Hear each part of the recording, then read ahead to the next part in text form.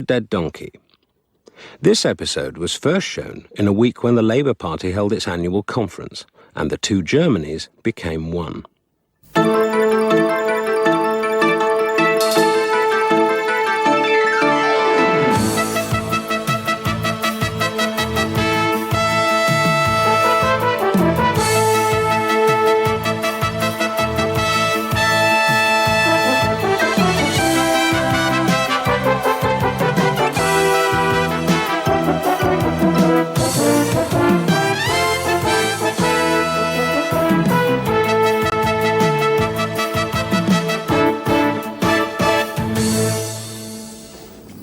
And yet the carnage continues.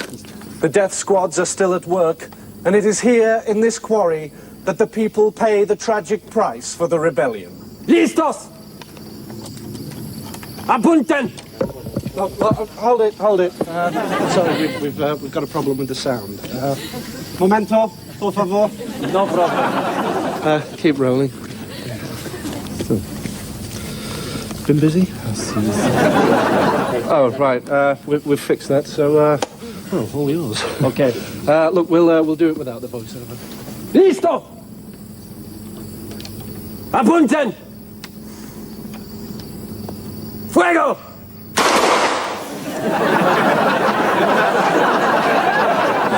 No, stop. Have you looked at the bloody camera? Yeah. You, look. I mean, we can't use that. No good. Are you shooting anyone else today? Shoot another one. Bang, bang. Uno otro. No more. Tomorrow, maybe.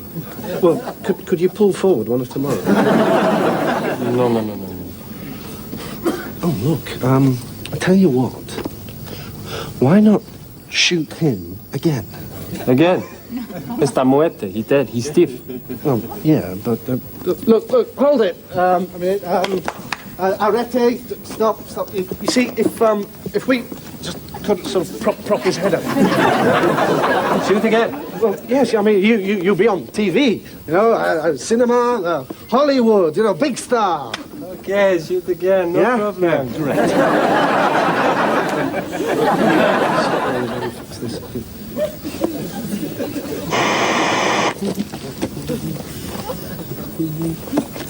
Yep, that ought to do it. Can you hold this, Jerry? Well, we'll do the opening in vision, okay? Just give me 3. And yet the carnage continues. The death squads are still at work, and it is here in this...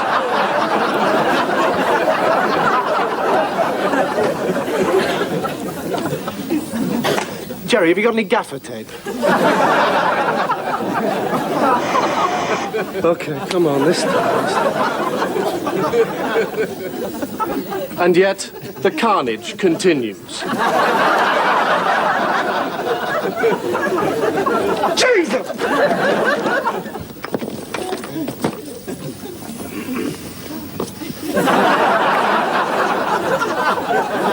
Very funny, Jerry. I don't believe it. What don't you believe, George? Damien. He got them to execute the same man twice. 3 times, I heard. By the time they finally got his head superglued to the post, he ran out of film. What are you looking at those rushes for anyway? They're old, aren't they? Oh, we're supposed to be putting together a special feature on South America, and with Damien in hospital, I've got to edit it. George, we're getting some more pictures in of the German unification celebration. I'm telling you, unification is a huge mistake. History shows you just can't trust the Germans. Oh, come on, Henry. It's been a long time since '39. I'm not talking about 39, I'm talking about the World Cup. The way they deliberately got Gaza booked, it was a disgrace. Now, Sarah's sending us a piece from East Berlin about the unrealistic expectations of some of the East Germans. Hello, I am now a citizen of United Germany. Please may I have my video and fridge? Not going to be easy, is it? Switching overnight from socialism to capitalism. The Labour Party managed it. That reminds me, we've got to be on our best behaviour during these party conferences. And we agreed, no pictures of delegates yawning, looking bored or falling asleep. Well, how are we going to cover Roy Hattersley's speech? George, Alex, can I have a word? Sure. Now, this isn't going to be an inquest. What isn't? I'm perfectly satisfied that you weren't responsible for Damien's accident. Internal inquiry would be far too strong a phrase. All I want is for you, me and Alex, to have a little... I wouldn't even want to call it a discussion. How about witch hunt, then? Hey, troops. If there's any responsibility to be taken, it stops right here. Good. Wait a minute, this is my desk. So, when's your paper going to use it? Well, it's part of a Raw Courage series we're doing about people who've done particularly brave things. And we've got you, a bomb disposal expert, a deep-sea diver, and a man who spent 3 days in a balloon with Richard Branson. I've already interviewed your boss, George Dent. Ah. He was very complimentary about you. Was he? Well, yes. He said you were the only reporter he'd ever known who could find dead bodies before the vultures.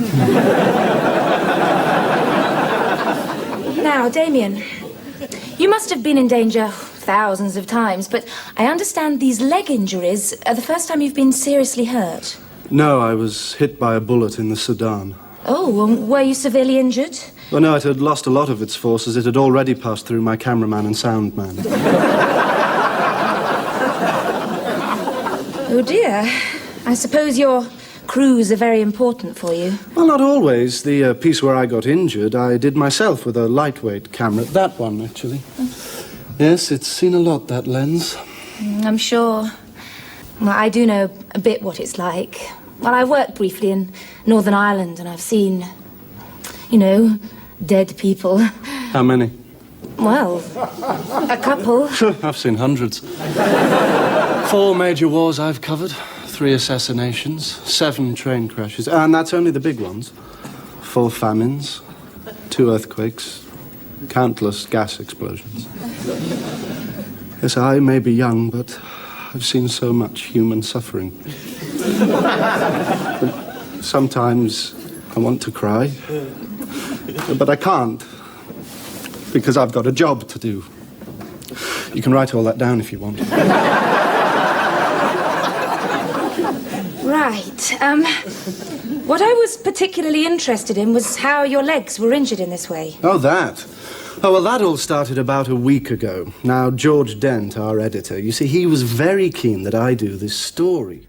George, where are we going to put electricity in the running order? Oh, 18... George, there's a story I want to cover. Yes, all right, hang on. We're still on electricity. Has everyone had these stupid letters inviting us to buy shares in the electricity industry? Yeah. Totally pointless, this privatisation.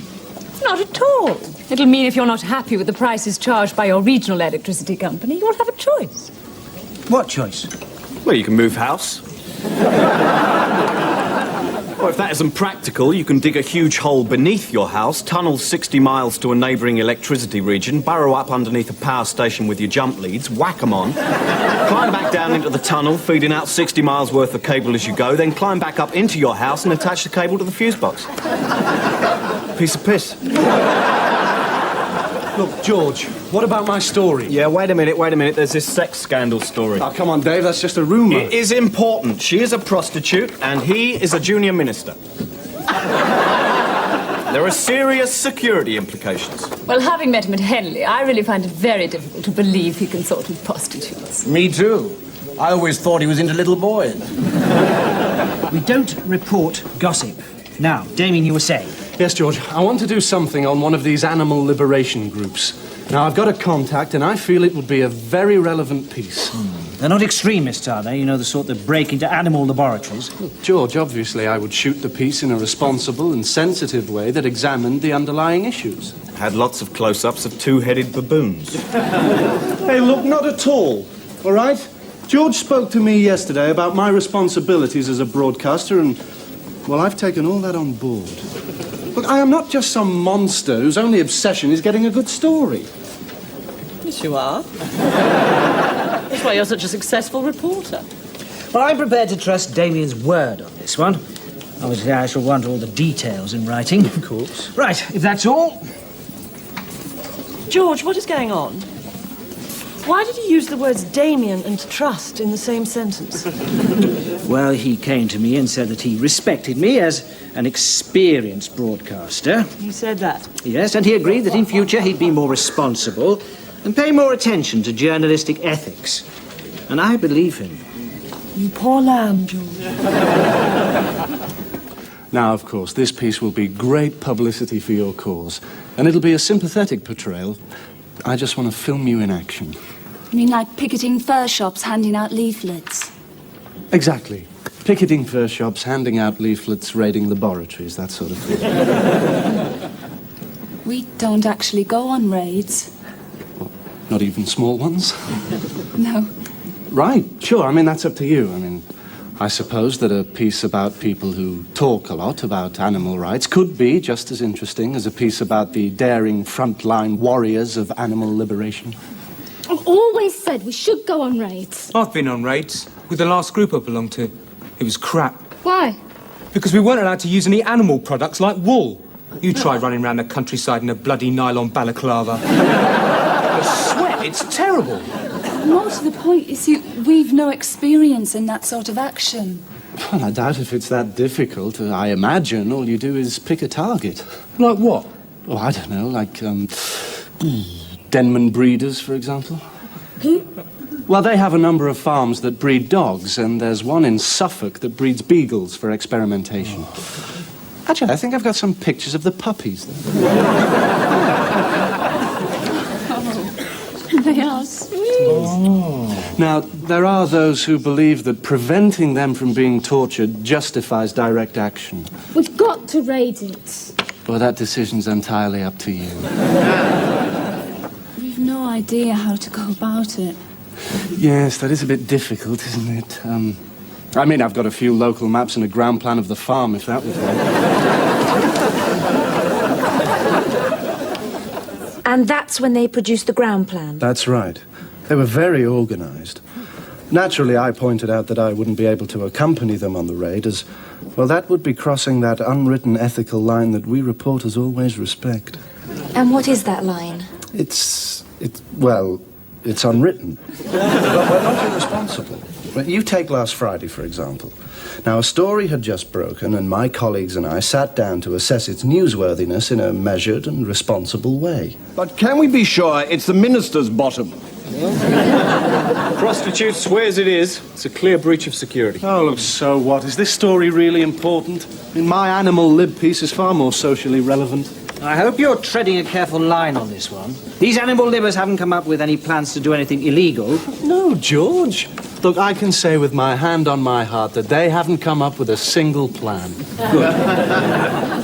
George, it has come to my attention that we're allowing Damien to glamorise the evil terrorists in the animal liberation movement. Well, not exactly terrorists. Yes, they are. Last week, quite unprovoked, they poured this red paint over me, just because I was wearing a fur coat. It completely ruined my evening. They shouted, "Mink is murder" at me in front of all my friends. Morons. It isn't mink, it's sable, which is far more expensive. I just don't see why we're doing a piece on them. It's typical. Always sympathising with muggers, never the victims. God knows how difficult red paint is to remove. Actually, it probably wasn't red paint. They don't use that. It's ecologically unsound. What do they use? A mixture of red vegetable dye and pig's urine. And we're giving these pigs' urine hurlers free publicity. No, it's not publicity, it's coverage. And I'm confident that Damien's going to produce a well-balanced and objective piece. Well spoken. And I hope you were listening to that, Damien. We mustn't overbalance the buggy on this one. We won't, Gus. Got to be very careful. Very even-handed, lots of restraint, lots of fact-checking, lots of objectivity, and really very little sexy ratings-pulling sensationalism. No, don't worry, Gus. There'll be plenty of action. You know, people running around with balaclavas on. And, well, I've picked this group because the woman who leads them is a real stonker. You know, very televisual. But won't her face be hidden by a balaclava? Yes, I'm working on that. Look, can we go through the plan once more? I'm not clear what we do once we've broken into the kennels. Yeah, well, after you've daubed the wall with slogans. What slogans?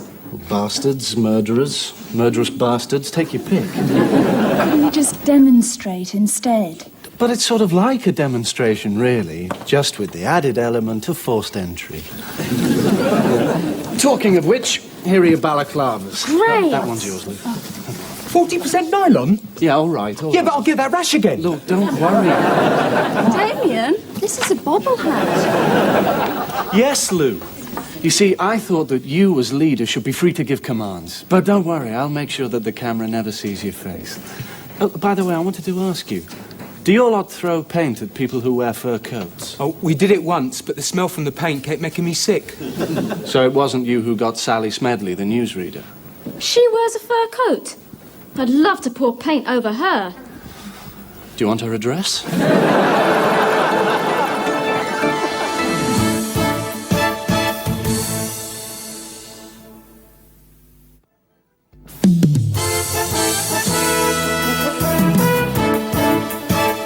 So, what did Damien do then? You wanted me, George? Oh, yes. I want to do a follow-up on the UN Summit for Children. You know, what positive action is Thatcher proposing? Oh, yeah, well, apparently she's going to ensure that all children affected by famine are given grants to start up small businesses. That's rather cynical, David. Are you saying the Prime Minister isn't concerned about the plight of children worldwide? No, I take it back. She must be very concerned. After all, every child who dies is a lost photo opportunity. So, what did Damien do next? Well, things really started to hot up the next day. You know, when Sally came in that terrible mood.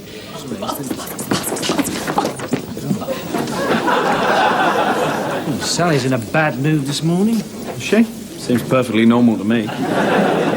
This woman threw red paint at me last night as I was leaving my flat. When I wasn't even wearing a fur coat. Someone's given them my address.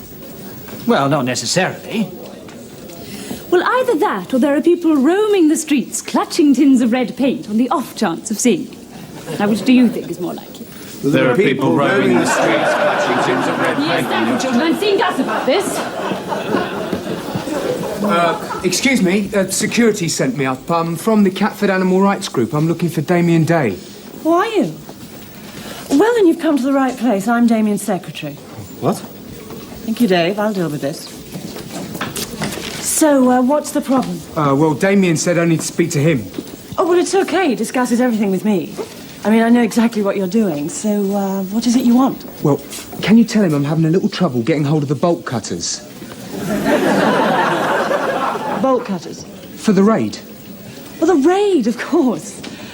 Have you got the new address for the target? Is there one? Well, which one have you got? Just Denman Breeders' Farm, Burnstead, Suffolk. Oh, fine. That's all right, then. That's the right one. Well, I'll give him the message about the bolt cutters. So you'll be seeing him then?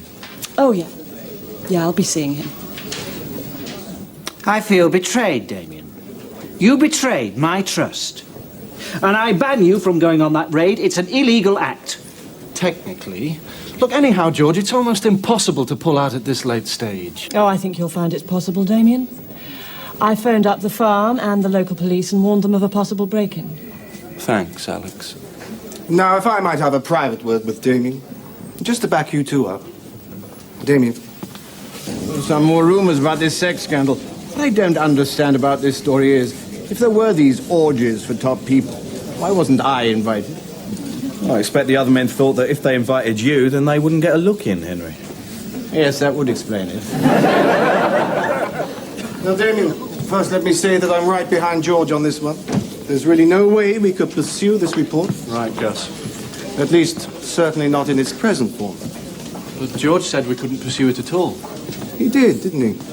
And we should listen to that. You know how much respect I have for George. Yes, I do, Gus.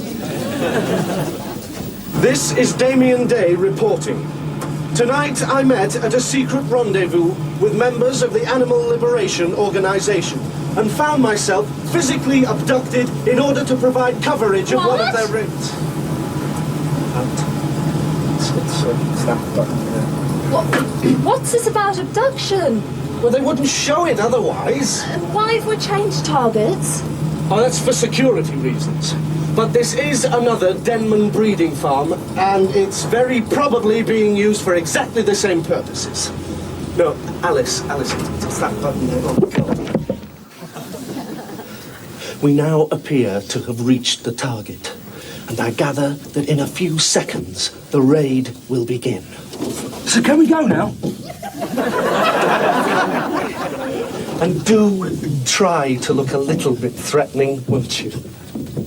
And for heaven's sake, stop holding hands! So, what happened was, these people abducted you. That's right. And against your will, in the dead of night, they drove you to the farm to release the beagles. Yes. And then Damien helped them break into the farm. Yes. And they opened up the area where the dogs were kept. Yes. So at what point did they realize that this farm bred Rottweilers?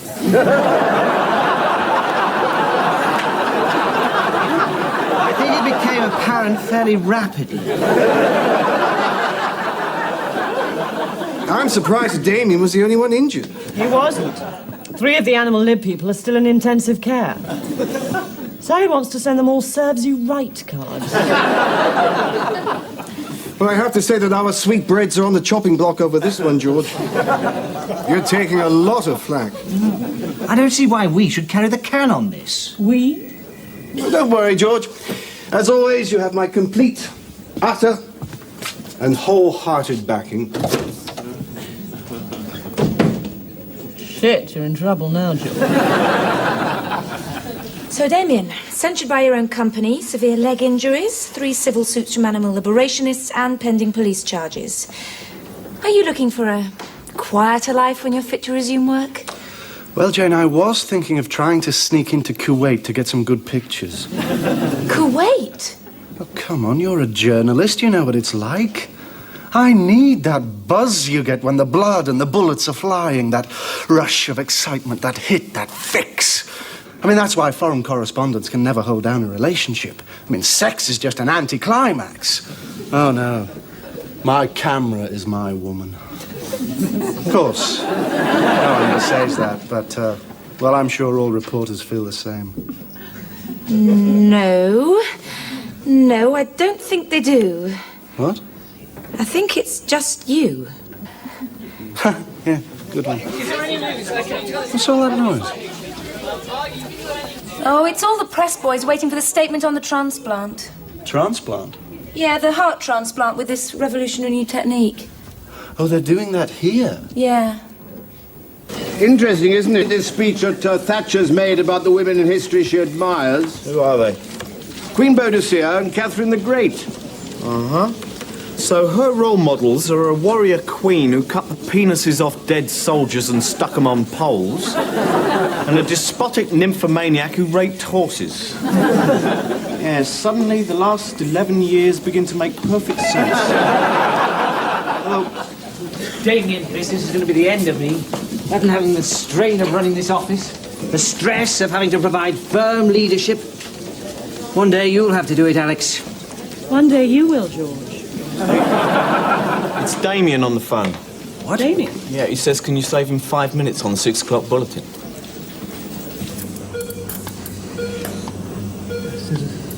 Scissors. Concentrate, guys. Forceps. Alright, yes. Yeah. No, let's see. That's down here.